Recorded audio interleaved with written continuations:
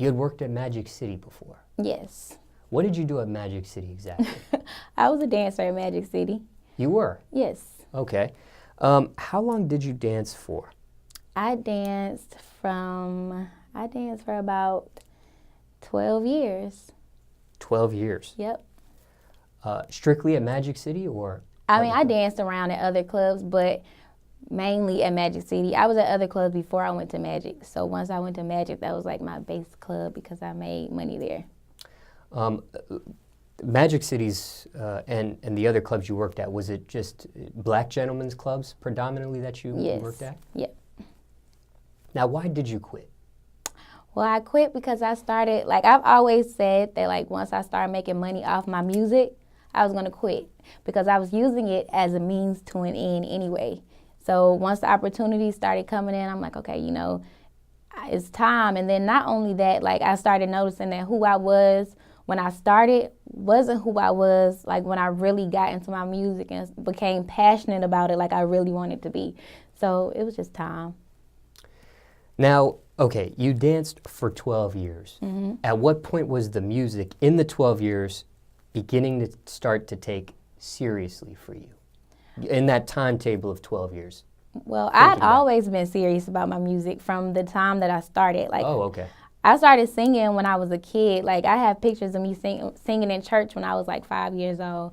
So my whole case in point in dancing was I had things that I wanted to do. And as I got older, you know how it's like one of those things like when you're a kid, you feel like you have everything. But like once you look back on it, you be like, damn, I really didn't. And I'm the type, I don't like asking anybody for anything. When I graduated from high school, I knew I didn't want to go to college because I hated school, even though I did good in school.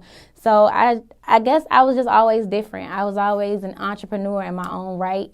And I don't know, that was just the way for me to make money and still be able to chase my dreams and do what I wanted to do.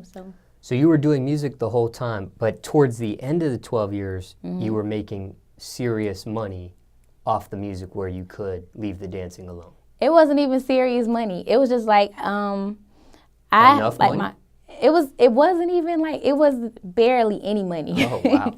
It was barely any money, but I'm really, really spiritual. I pray a lot.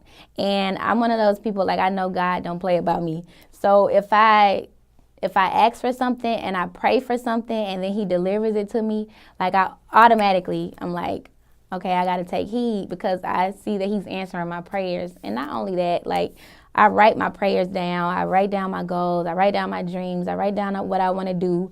So every time something happened good with my music, I just knew like, got to take heed to it. Were you financially prepared to quit? I was. You were? I was. Now, was it a final day of dancing that you had? Or was it just a gradual reduction where you just ended up stopping to go?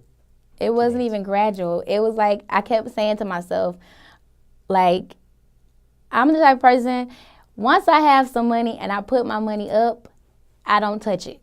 And that's what kept me in the club like for 12 years because okay, if I have something to do, I got to go in the club and get it. I'm not going to touch the money I already got. And it just got to a point, I don't know what happened. Like something just snapped and I said, I'm not doing it no more. And I didn't. Cold turkey. Cold turkey. Now, how easy or hard was that for you to do? I thought it was hard. I thought it would be hard prior to me making the decision, but once I made the decision, it was like a piece of cake. No looking back.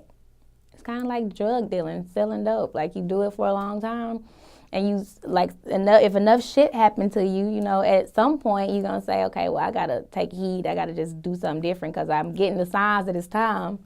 You know what I mean? So, even though you were financially prepared to quit, was it a spontaneous decision when you actually made the choice to quit, or you were winding down and you were telling yourself, you know what, this is probably going to be my last year anyway? Was it like stuff like that you would say to yourself at all? No, it wasn't. It was totally spontaneous. And what's crazy is, like at Magic City, I was one of the top dancers, one of the elite dancers. So I made a lot of money the whole time out there, all those 12 years, I made money the whole entire time. So my birthday came around and I was going to have a birthday set. And I know a lot of people, so I knew I was going to make a lot of money. And I always invite my mom. Me and my parents are like really, really close. I invited my mom, but I never take anything off or anything. But I invited my mom, and since she's my mom, she just saw it on my face. She like, what's wrong? I'm like, I don't want to do this. And she was like, well, let's go. And it was just like that. I'm like, you're right. Why am I here if I don't want to do it? It's kind of like I'm making myself be here. You know what I mean? So. They get topless in Magic City? They get completely nude in Magic City. Okay, I thought they did, but you never did. I did sometimes, but it was rare. Like once I started coming into my music, like I started seeing people that I knew from the music world, and it would be like when I'm at Magic, you feel like you can reach me. But when I'm not at Magic, you can't. When it got to that point, like it was a wrap. Even without taking your clothes off, you could still become an elite dancer at that type of club? Yes. Because it's not about, when you're a dancer, it's all about the art of seduction. It's not about how you look, because we're in Atlanta, like this is a strip club type city. We're in the mecca of strip clubs.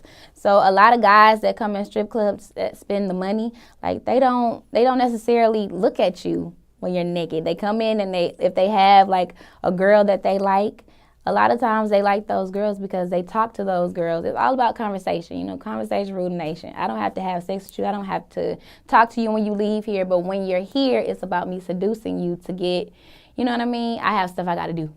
You know what I mean? Conversation over clothes. Yep. That's how a real one do it.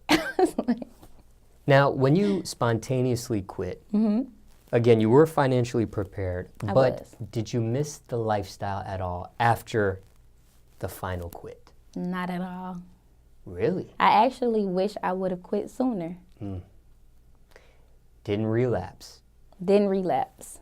Over. Since you did quit, was there times you were booked ever to be at the strip club either to host, or it was like a music function, like a single release party for you, or some sort of type of event like that? What you mean, like at the strip club? Yeah, at any strip club, not just Magic City. Like, have you been to the strip club since those days of working just for like a single release party or a Not my own, but I've been. Oh, Not my own, but I've been, and I still don't miss it. You don't miss it, but is it awkward for you to return back to that establishment, this time as a spectator or as maybe throwing money and not the person getting the money? No, because I used to go to strip clubs a lot, even though I worked in one. But no, it isn't any difference. If anything, it inspires me even more, because to go back and look at like the lifestyle and see the girls that are in there and just think to myself like, damn, a lot of them don't even realize, like, if you're not using the money you make as a dancer as a means to an end, let's just say you get fired or, some real life shit happen and you just got to change everything. If you aren't saving your money, if you aren't, striving to do something different, when you come out of dancing, it's like you're all the way at the bottom. So when I go in, it's inspiring because I know how far I've come. I know what I've done. I know how much I've accomplished within myself as well as with my music, you know what I mean? And I just feel like a lot of times when I go back there, a lot of girls come and tell me like, oh, I'm so inspired by you. I'm just so proud of you. And I'm just like, damn, that means so much more, because the whole time I was doing music while I was dancing, certain people would come in the club and I just might be dancing for somebody and might just be looking like, damn, I really don't want to do this. You know what I mean? And like to be on the other side is like, damn, now I'm that person. So it's inspiring more than anything. Hindsight 2020, did you ever foresee yourself dancing for that long, 12 years? I didn't. When you come into it, especially if you're as young as I was, it's like you come into it, like, oh, I'll be here for 2 years. I'll be here for a year max. That's how I was at first. But then it came to a point, like I said, I knew a long time ago I wanted to do music. So it was only right that I hop right into it and start investing in myself and what I wanted to do, because I knew what I wanted to do. So,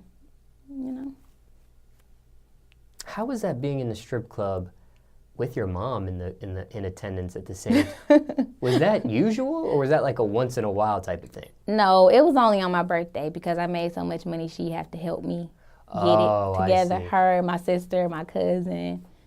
That wasn't awkward dancing in front of them, that sort of thing? I mean, like I said, when I was a dancer, I didn't really dance. Like, I was all about conversation. So when my mom would come, it wouldn't be a difference. Oh, I see. I got you. It wouldn't be a difference. But she's supportive. My parents support me fully because, like I said, like, they didn't want me to do it. But, you know, at that point, I was an adult. I left home when I was 18, and I never went back. So it's like, you know, what can you say? Just pray for the best and pray I come out, and I did. So, you know.